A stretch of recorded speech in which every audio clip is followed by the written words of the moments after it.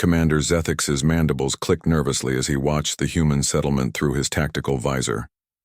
The Corvani Empire had conquered 17 star systems without losing a single soldier. Their plasma weapons could melt through any known armor. Their shields could deflect kinetic projectiles moving at near light speed, and their exoskeletons made them nearly invulnerable to conventional attacks. But humans were different, somehow, impossibly different. "Sir," Lieutenant Vrex whispered through the comm, his voice trembling despite their technological superiority. "The human is moving toward the perimeter."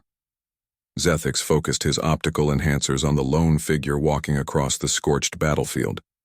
The human, a female by their intelligence reports, wore nothing but basic cloth garments and primitive metal tools. No energy shields, no powered armor, no visible weapons beyond a simple blade at her hip. "Impossible," muttered Tactical Officer Quinn. "Our advanced scouts eliminated their defensive grid 30 minutes ago. That sector is still radiating heat signatures of over 800 degrees. Nothing organic can survive in that zone." The human continued, walking. Zethix had studied the combat reports from other conquered worlds. The Zentaurians had energy-based nervous systems that made them immune to electrical attacks. The Vorlak possessed crystalline exoskeletons that could deflect most projectiles. The Meridians could phase shift through solid matter. Every species had evolved some form of natural defense or technological advantage. Humans appeared to have none. They were soft, fragile creatures with thin skin and exposed organs. Their bones broke easily. Their primitive weapons relied on chemical combustion rather than energy manipulation. By every metric the Corvani used to measure combat effectiveness, humans should have surrendered within hours of first contact. Instead, they had been fighting for 3 months. "Sir, she's entering the fire zone," Vrex reported, his voice pitched higher with disbelief. Zethix watched through his visor as the human stepped into an area where their plasma bombardment had turned sand into glass and metal into vapor. The ground beneath her feet glowed cherry red with residual heat. Smoke and toxic fumes swirled around her like living things. She didn't slow down. "Increase magnification," Zethix ordered. "I want to see how their technology is protecting her." The image zoomed in, revealing details that made Zethix's ichor run cold. The human's exposed skin was reddening from heat exposure. Her cloth garments were beginning to smolder. She was breathing the superheated air directly into her lungs, and she was not protected by technology. "Sir," Quinn's voice was barely a whisper. "Her biometrics. She's in pain. Severe pain, but she's not stopping." The human continued forward, step by deliberate step. Her primitive footwear began to smoke, then char. Zethix could see her jaw clenched tight, could observe the micro-expressions of agony crossing her features. Every rational impulse should have driven her to retreat, to seek shelter, to preserve her own existence. Instead, she pressed on through what would have been an impassable barrier for any Corvani warrior. "Why?" Zethix found himself asking aloud. "What drives her forward?" Lieutenant Vrex had been monitoring human communications since the invasion began. "Sir, we've intercepted their transmissions. That human is Dr. Sarah Chen, a medical officer. There are wounded humans trapped in the research facility ahead." "How many?" Zethix asked, though he suspected the answer would make no tactical sense. "3, sir. 3 humans." Zethix felt something he hadn't experienced in decades of military service, confusion that bordered on fear. The Corvani were logical beings. They calculated risk versus reward, measured individual survival against collective benefit. No rational creature would endure such suffering for so few.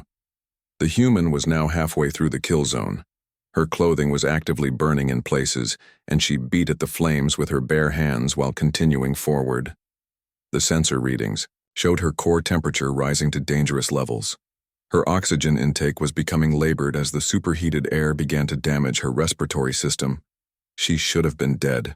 By every biological model the Corvani possessed, she should have collapsed minutes ago. "Sir," Quinn's voice cracked. "I'm reading something unusual in her biochemistry." "Explain." "Her body is producing massive quantities of stress hormones. Her nervous system is somehow suppressing pain signals. Her circulatory system is redirecting blood flow to protect vital organs. It's as if her entire physiology is adapting in real time to survive conditions that should be instantly lethal. Zethix watched in fascination and growing dread as the human finally reached the research facility. She kicked open a door that was hot enough to melt their equipment and disappeared inside. "What weapons do they possess?" he asked quietly. "Sir?" Vrex sounded confused. "What weapons?" Zethix repeated slowly. "Do humans possess that we have not accounted for?" His officers exchanged uncertain glances. "Sir, our intelligence indicates they have only primitive kinetic weapons and basic explosives. Nothing that can penetrate our defenses." 3 minutes later, the human emerged from the building carrying one of her wounded companions. She turned around and went back inside. Then again, each trip taking her through the hellish gauntlet she had already endured. When she finally emerged with the third wounded human, Zethix understood something that changed everything about this war. "They don't need weapons," he said softly. "Their weapons are themselves." He thought about the reports from conquered worlds. The Zentorians had surrendered when their power grids were disabled. The Vorlak had retreated when their exoskeletons were compromised. The Meridians had fled when their phase technology was disrupted. Every species fought until their advantages were neutralized. But humans didn't rely on advantages. They relied on something far more dangerous, the absolute refusal to accept that certain things were impossible. "Sir?" Lieutenant Vrex was awaiting orders.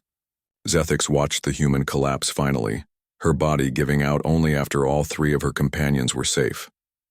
Other humans rushed from concealed positions to tend to her, showing the same disregard for their own safety that she had demonstrated.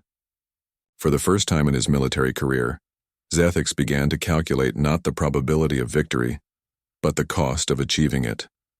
The Corvani could destroy human cities, could eliminate their technology, could even sterilize their entire planet, but they could not kill whatever it was that had driven that human through fire.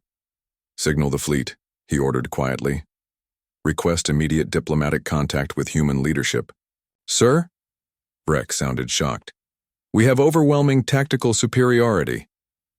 Zethix looked once more at the human medical officer, now being treated by her companions with the same desperate determination she had shown in rescuing them. "Lieutenant," he said slowly, "there are some battles that cannot be won, no matter how powerful your weapons. Some enemies that become more dangerous the harder you try to defeat them."